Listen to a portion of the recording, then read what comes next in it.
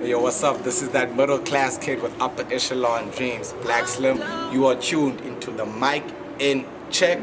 This is the Pulse. One time.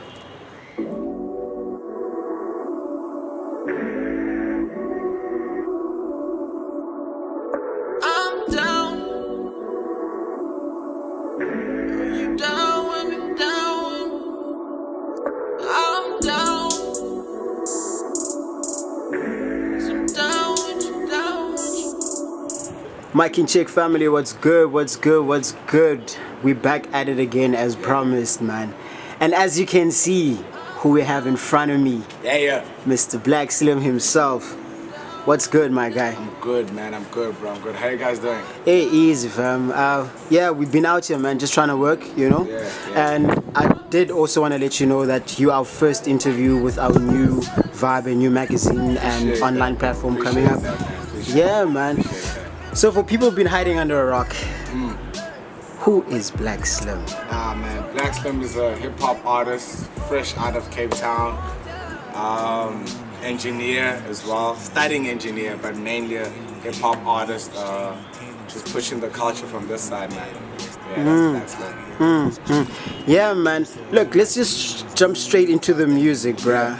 I was having a conversation with my homie the other day, and I was telling him, look, man, out of all the music that you've been putting out, Yeah. we see you. Yeah. And for people who've been following you, and some of us who could have caught up a bit later, Yeah. we caught you on Xhosa. Yeah. And I mentioned to my homie that, look, Man of the Year verse for me, personally, I love everything about that verse, bruh. Appreciate that. What went into writing that verse, man? Man, that verse was, to be honest with you, the verse wasn't really written. It was the beat, we played a beat, my producer, Babylon. It was one of the beats that were just sitting there. It was just sitting there. And it's crazy because those are the beats that are always the gem ones, the ones that no one really like takes much look into. So I played that beat and I already knew what I wanted to say as soon as I heard it. But I had a hook, so I had a hook. And I was a bit uninspired, to be honest with you. But then I sent the hook to Bulls, right? Another Cape Town artist, really, really dope artist. So I sent him the hook, but I initially was supposed to send him another song. So I sent him another song and sent him that hook. And he was like more than happy to jump on it. He did a verse. As soon as I heard his verse, I was like, shit. And we had wrapped up the song like in a matter of like a day, 2 days. So that was probably, it was very much in the moment. But I feel like those are the songs that really like have that longevity, the ones that are just in the moment. I mean, the same thing with Xhosa. It was a hook that was created in the moment. And it had a life of its own, man. So yeah, you get those songs that kind of just have that energy. Yeah, man. No, inspiration right there, my guy. So tell me quickly, bro. As a Cape Town artist, and from what we've been realizing is that for the most part, the scene, for some people who don't know, you need to be in the know-how as to who's popping or whatnot. But how are you coping with being like a Cape Town artist and the scene here? Is it like revenue-wise?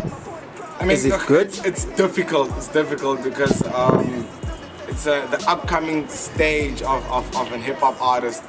You need to forget about the financial side. Like, it's very important that you build stronger relationship as opposed to you get the money. You know what I mean? And I feel like a lot of artists don't understand that. A lot of artists are like, yo, I want my money or else I'm not gonna do this. You know, for me, if I'm gonna perform in the CBD, yo, pay me, you know what I mean? But if I'm gonna perform somewhere that I'm not known and there is actual exposure, yeah, I can dumb down my price, yeah, I can, you know what I mean? So I feel like a lot of Cape Town artists don't see that building the relationships with people is the strongest thing you can do, because one time I can be like, yo, I need this.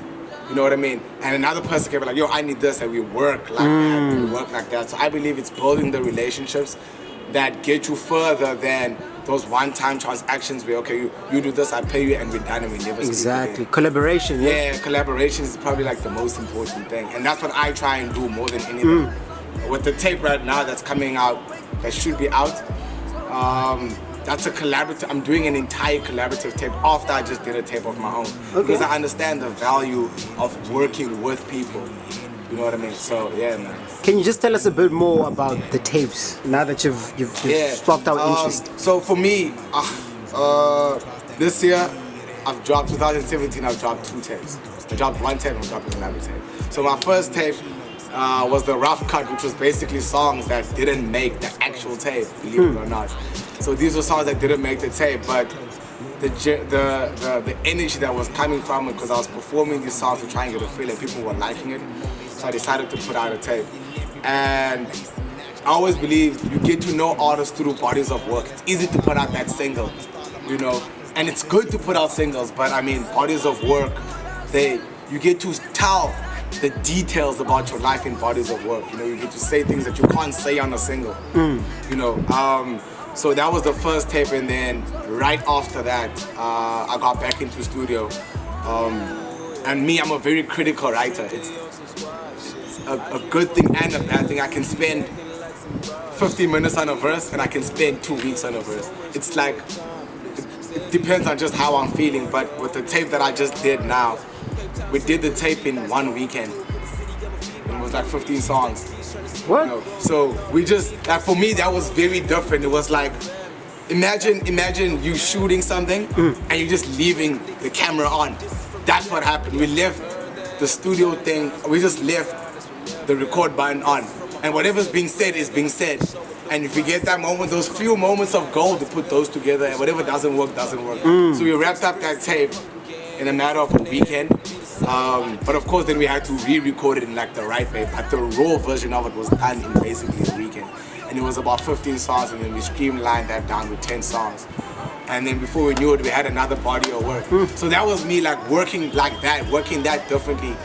It helped me to do better, and that was working with Xhosa, another artist from Capetown. And I believe that's the thing, it's the collaborative thing.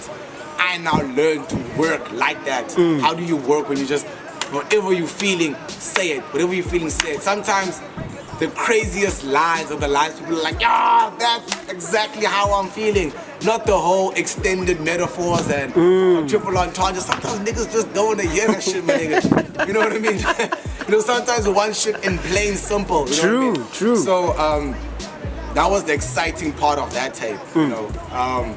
And yeah, I feel like these 2 tapes, one is very much me and introspection in terms of where I'm at, how I'm feeling, and the next one is just like, you know what, it's the summer, here's songs for different vibes. It's like we created a song for a different time of the day. When you wake up, what's the song you want to listen to?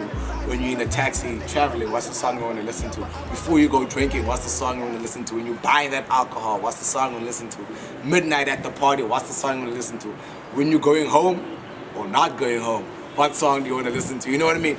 So it's kind of that vibe, man. We're trying to create, that tape is supposed to represent a day, and a really good day. Yeah, so Yeah. I'm keen for people to hear that music. I'm super. We can't wait. When is it dropping?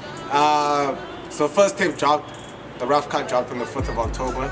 This one is dropping on the 20th of November. Nice. So 20th of November we're dropping that tape. Tape is called I Hope This Gives You Vibes. Yeah, so it's literally I hope this gives, it's whatever vibes it is, be it like emotional vibes, be it vibes to turn up, be it vibes to be ambitious about something, be it vibes to go after what you really feel you deserve. We hope that It this gives you gives you vibes. that. Yeah. No, I'm feeling it. And I see that like your work ethic has been very consistent. Yeah. And it's been gradually growing, you know, for a person who's been paying attention to your career and everything. Thank you, man. Thank you. Now I see you're also an ambassador for T Squared. Yeah, I mean, the T Squared, I wouldn't say ambassador. Right? I think it's a partnership, it's a collaborative effort. T Squared, Tabiso sees me as one of the most consistent and hardest working artists. I see T Squared as one of the most consistent and hard-working brands. Why not come together, you know? A lot of people see the T Squared like, yo, you're getting T Squared merch. I'm like, nah, bro, I go buy it. Like, real talk, I go buy it. But I'd rather spend $1,000 on a T Squared merch than spend like 2.5 on like a Nike merch that Nike won't even give a damn if I bought it or not. Exactly. You know what I mean? So the relationship is honestly, it's organic. There are times where it's like, Pamela Posey, he's a man, I got something new for you that I want you to try out. And that's cool, you know. But it's not one of those things where, yo, every time you're behind the camera, you have to. I wear it because it's comfortable and I like it. You know, so yeah, and it's all. I think it's about pushing. It's about pushing the culture for Capetown, man. Exactly, and we need more collaborative effort from more other artists. Yeah. Bro. So also now keeping in the spirit of things, when is your next performance and where can people catch you? Next performance is going to be in. I got like, I think 4 gigs or 5 gigs on the weekend of the 2nd of December. So we're launching the EP on the 24th of November. That's going to be at Shares. And then the following week, performing, I don't know how many places, but I know I think it's 4 like 5 gigs. I really wanted to check out the classical vest, fill up F&B stadium because I feel like that's fucking huge. But I mean, I gotta secure the bag, baby. I gotta secure the bag. So yeah, that I'll probably be out. But you can check out you can check me out on Twitter, Instagram, Facebook page. I mean, I'll drop all the details as to the performances that are coming out. Dope. And look, just leaving on a more positive note, is there anything that you'd love to share, for instance, for an upcoming artist or a kid who looks up to you, who wants to do what you do, and just to give them something to hold on to, and if they're really passionate about it?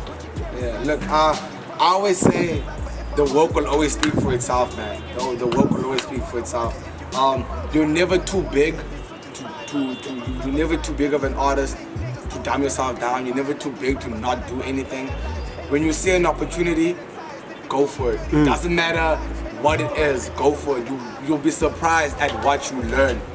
You know what I mean? You'll be surprised at what you learn. The biggest and one of the best relationships I get is just from doing something I didn't think I would do. You know what I mean? I didn't think I'd be here today.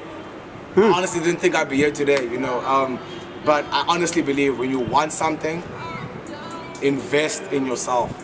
Invest. There's no one can just come to you and give you 100,000 if you're not willing to give yourself and spend enough money on yourself. You know what I mean? So I always say invest in yourself and always take whatever opportunity you get. You know what I mean? You get a chance to build something the way you want to build it later in life, but sometimes you just gotta go with the fucking flow.